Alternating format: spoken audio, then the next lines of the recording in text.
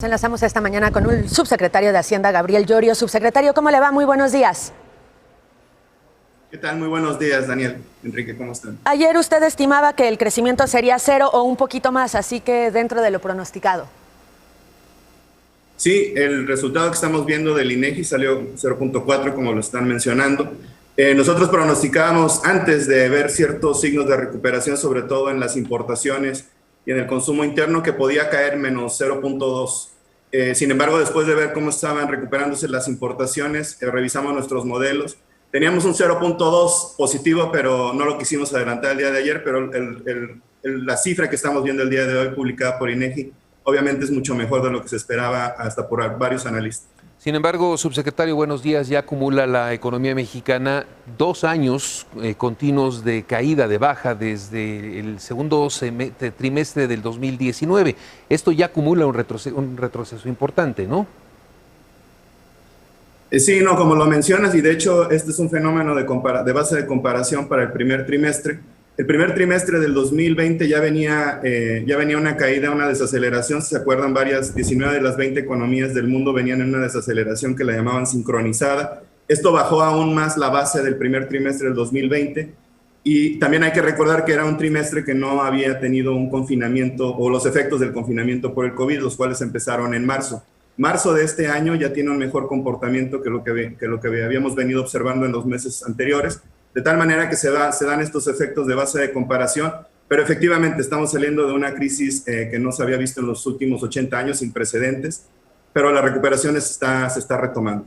Ahora, la Secretaría de Hacienda ve agosto y septiembre como ese horizonte, como ese oasis, a esa meta a la que todos queremos llegar para la recuperación, en gran medida por la vacunación.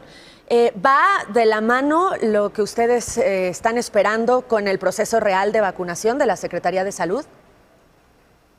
Sí, no, esta información la hemos estado recibiendo también de la Secretaría de Salud. La programación, sobre todo, hay dos factores importantes. Uno es cuántas vacunas vamos a tener disponibles en las siguientes semanas o meses, y también cuál es la capacidad de vacunación del país. En la primera, digamos, ya hay programas específicos de entregas de vacunas.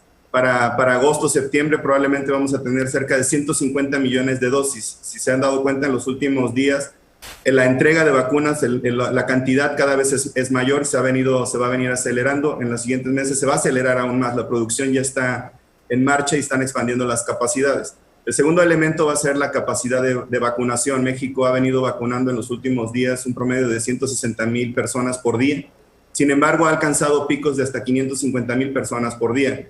La información que nos ha dado la Secretaría de Salud es que podrían alcanzar niveles de vacunación hasta de 1 millón de personas por día. Y esto significa que si tenemos todas las vacunas como están programadas y esta capacidad de vacunación, agosto, septiembre pueden ser meses importantes en los que alcancemos un número importante de mexicanos ya vacunados. Pero lo más importante es que se inició la vacunación de maestros. Esto significa que se pueden reabrir las escuelas pronto, probablemente en agosto, sin poner también en riesgo la salud de las personas que trabajan alrededor de las escuelas. Va a haber más economía, va a haber más actividad económica. Muchos de los sectores que están deprimidos o que no han logrado ponerse a nivel prepandémico están relacionados con consumo interno, con proximidad de personas, y también están relacionados con textiles, por ejemplo, y zapatos. Durante un año no se han comprado estos productos. Por lo tanto, es importante la vacunación de maestros y la reapertura de escuelas. Ojalá que se logre, porque hemos visto que llegan más vacunas de las que se pueden aplicar. 1 millón de vacunas diarias, ojalá que se logre, pero suena bastante optimista, ¿no? Suena optimista. Además, hay otros sectores. Sí, perdón, subsecretario. No, perdón, bueno, muy rápidamente. Lo que pasa es que hay un proceso también se tienen que dejar las vacunas. Hay muchas vacunas que ya están siendo producidas en México. Estas vacunas necesitan un periodo de incubación, entonces ya están producidas, pero necesitan 3, 4 semanas de incubación antes de ser aplicadas. Y también hay que recordar que hay algunas vacunas que necesitan una segunda dosis, de tal manera que ya se tienen y se están guardando para la segunda dosis de las personas a las que ya se les pusieron la primera. Vamos a tener una recuperación dispar, subsecretario. El sector exportador contra el mercado interno y, por ejemplo, ya en el extremo, la industria de la construcción. En fin, este crecimiento dispar, ¿cuándo podrá coordinarse para que realmente la economía pueda recuperarse? Sí, no, este es un fenómeno que se ha estado observando. El primer jalón de la economía vino del sector externo. Esto más que nada viene por una mejor expectativa de crecimiento de Estados Unidos. También de China. Esto ha venido inclusive también presionando a la alza los precios de los commodities en el mundo, ¿no? El cobre, el petróleo en nuestro caso, que es importante. Lo que estamos viendo ya en estas últimas semanas es que el consumo interno se empieza a reactivar de manera importante. Si recuerdan, hace un par de meses lo que teníamos eran muchas exportaciones y muy pocas importaciones. Esto ya empezó a cambiar. Lo que estamos previendo inclusive es que la balanza comercial vuelva otra vez a ser deficitaria, como lo habíamos estado observando. Quiere decir que habrá más demanda de consumo interno. También estamos viendo una recuperación en las ventas de la ANTAD minoristas.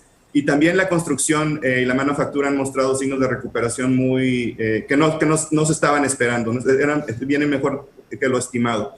Ahora bien, si esto empieza a continuar en los siguientes meses y si tenemos una reapertura total en agosto, septiembre, es muy probable que en el tercero y cuarto trimestre de este año ya veamos a todos los sectores de la economía jalando a un ritmo más homogéneo.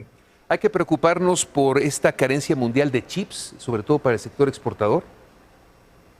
No, totalmente. Ese ha sido uno de los factores por los cuales se vio afectado también el crecimiento del primer trimestre y vamos a ver un efecto en los siguientes meses. Hay una escasez global de chips con los cuales se están construyendo los autos. Muchas ya de las cadenas de producción globales se han interrumpido por la falta de este insumo. Y no queda claro exactamente cuándo se pueda recuperar la oferta total de chips e igualar la demanda. Lo que hemos estado dialogando con las autoridades de Estados Unidos, hay algunos analistas que estiman que esto puede tomar 12 meses. Un poco la información que tenemos de Estados Unidos es que la producción de chips se puede reactivar de manera más rápida. ¿Cuántas empresas, subsecretario, murieron en la crisis? Es muy difícil saber cuando tienes un sector informal tan grande. Lo que hemos identificado en el sector formal es que hubo varias bajas de registros fiscales en el SAT, por ejemplo, y también bajas en el IMSS. Son cerca de 400 empresas 400 en el sector formal, pero el mayor golpe que tuvo la pandemia es en el sector informal. Sin embargo, es más difícil saber porque como no reportan obligaciones de contribución fiscal, tampoco pagan seguro social, no se sabe exactamente cuántas pudieron haber desaparecido, pero ahí es donde fue el mayor impacto. Se ha estimado, de acuerdo a las metodologías, que cerca del 12% en el sector informal pudieron haber sido afectadas. Subsecretario Gabriel Llorio, muchísimas gracias por este enlace. No, al contrario, muchas gracias a ustedes y saludos.